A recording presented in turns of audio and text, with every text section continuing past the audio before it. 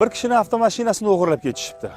Oradan 3 kun o'tgach, avtomashinani qayerdan olishgan bo'lsa, ana shu yerga tashlab ketishibdi va bir xatcha qoldirishibdi. Xatda shunday yozilganmish: aka, ayolim homilador edi, birdan to'lg'oq tutdi. Shuning uchun avtomashinangizni olishga majbur bo'ldim.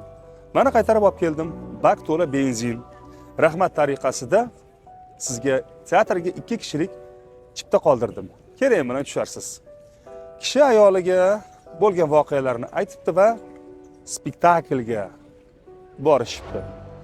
Spektakl tugagach, uylarga qaytib kelsalar, avtomashinani o'g'irlab ketgan o'g'irlar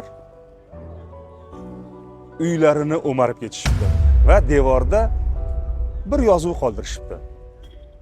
Qalay? Spektaklim yoqdimi?